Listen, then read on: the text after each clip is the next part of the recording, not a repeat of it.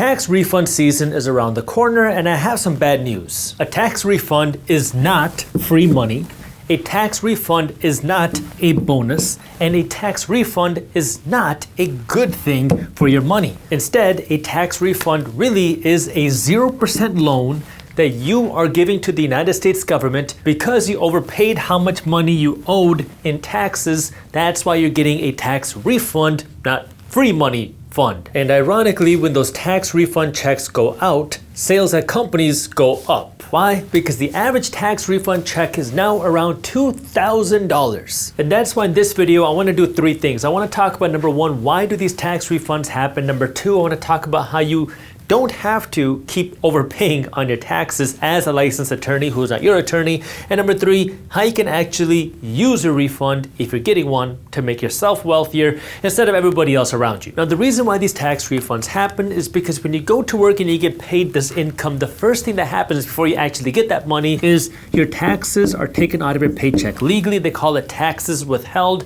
And essentially what that means is the government says, we don't trust you to pay your taxes at the end of the year, so we're going to take a piece of your paycheck every time you get paid, and then after the year is done, you can actually calculate how much money you owe in taxes, and then if you overpaid in taxes, well then we'll give you your money back. So the first thing that happens is this withholding, this tax withholding, and then you actually calculate the taxes after the fact. If you pay more in these taxes than you actually owe, that's what entitles you to a refund. And a lot of people get excited by this refund because it feels like free money coming from the United States government. But the reality is, it's not actually free money. It's money that you overpaid to the United States government in taxes. And then the government got to sit on that money and spend that money at a 0% interest rate because they're not paying you any interest on it. And then they just give you this money back in the next year. I mean, if you went to the bank and tried to borrow $1,000 at 0%, no one's going to do that. But the United States government is borrowing your money at 0%, and then they pay it back with this refund check. Which brings us to point number two. How do you not overpay in the first place? And this is through something called the W-4 form that you fill out with your employer. And this tells your boss how much money they should be withholding from taxes. So if you don't know how much money you should be withholding in taxes, because nobody knows how much money they should be withholding in taxes, the IRS recently created a brand new tax withholding estimator calculator that you can use at no cost on their website, and I'm going to link this for you down in the description so you can play with it for yourself. So now if you use this withholding calculator, you might be able to get a better estimate of how much money you should be withholding in taxes, and then you can update that number on your W-4 form. So if you're overpaying in taxes, maybe you don't have to, so you don't have to wait for this refund. You can just have more of that money today. Which brings us to the most important part of this video, which is how do you actually use this refund to make yourself wealthier instead of making everybody else wealthier. And this is where I do want to remind you that if you are an investor, want to become an investor, I've put together a free investing masterclass that you can watch, where I'll walk you through how you can find hidden investment opportunities before everybody else. And I'll also show you the same system that my firm and I use to research investments. That way we have an idea of where the money is moving before the crowd. It's a completely free investing masterclass.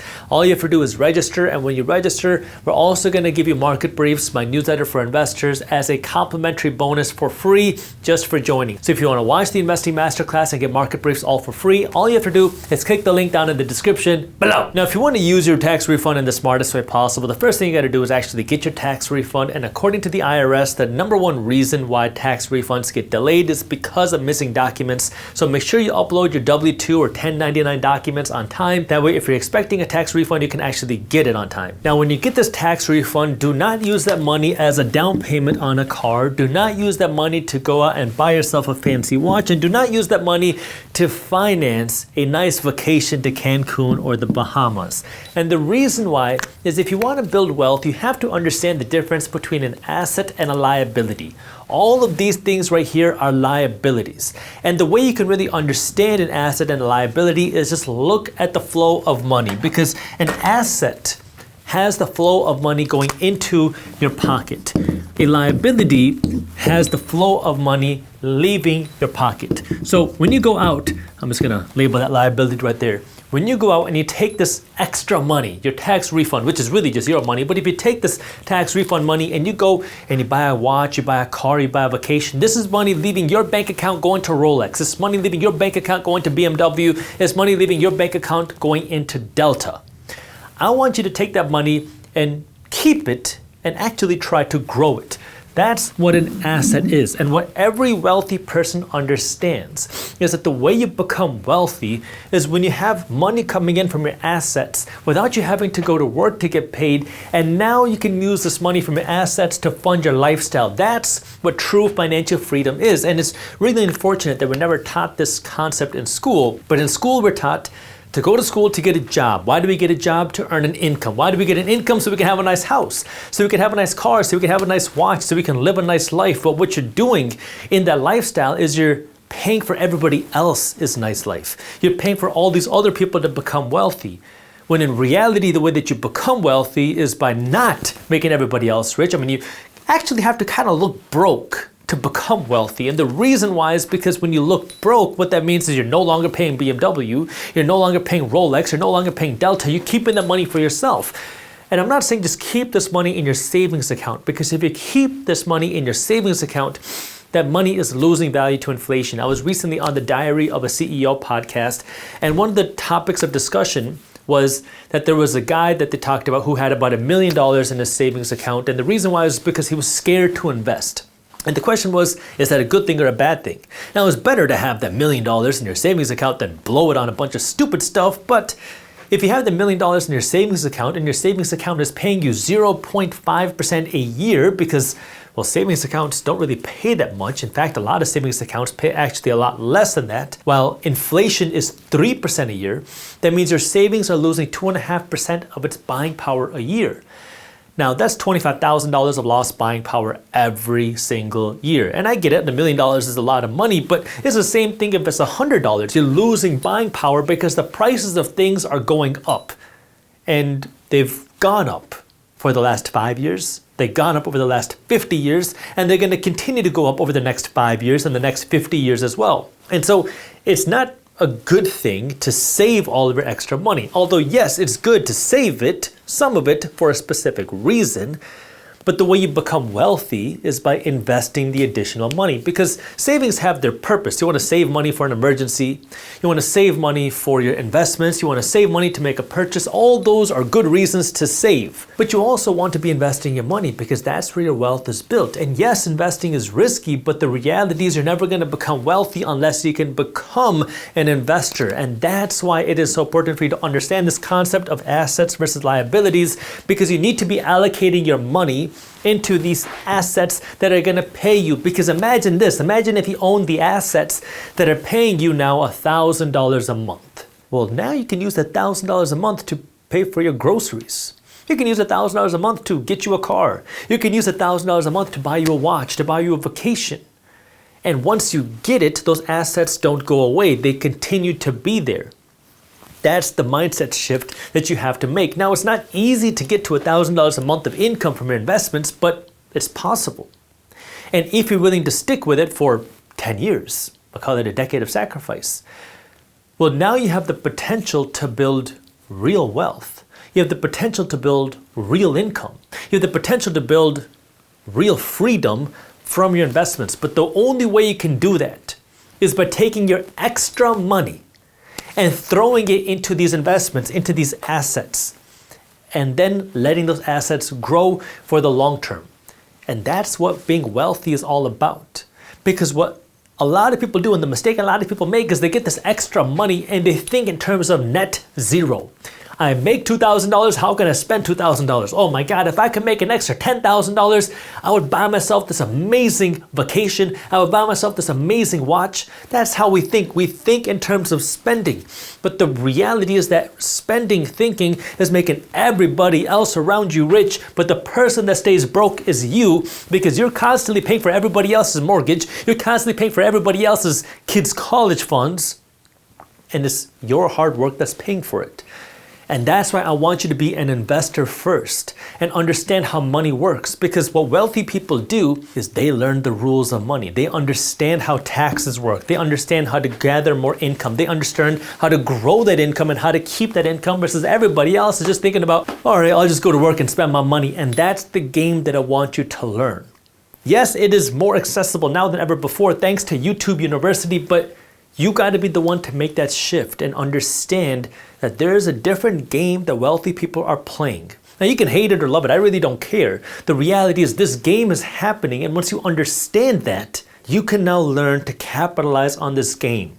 Because the game is being played. You're playing the game whether you hate it or love it. If you're going to work, if you're eating, if you have a house, you have a car, you're playing the game because you gotta earn money, you gotta spend money. I mean, unless you were born into a super wealthy family, you don't gotta worry about money, then maybe you don't gotta worry about the game. But for everybody else, you gotta think about the game.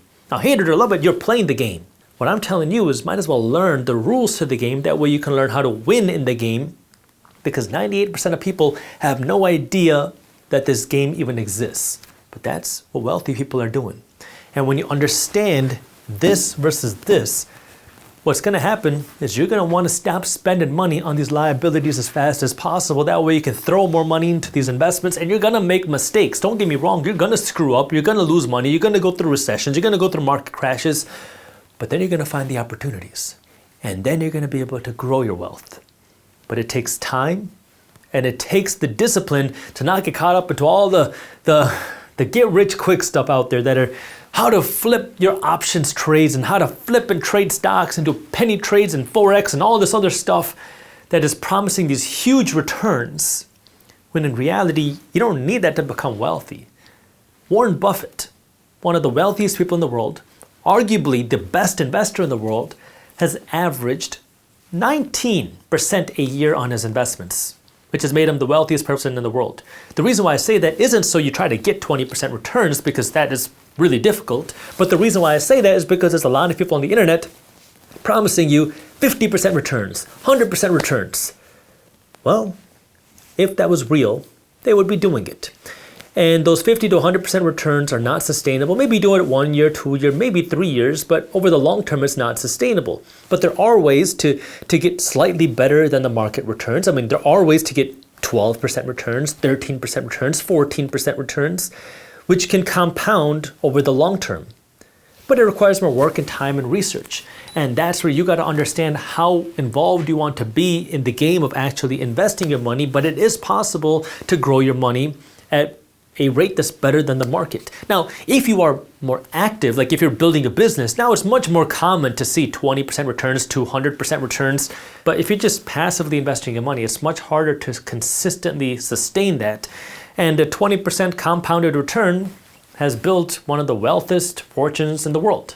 So I want you to understand how the tax refund game is working. If you're getting refunds, understand that that isn't something to celebrate. It's something to understand how do you not overpay in the future. That way you don't keep lending your money for free.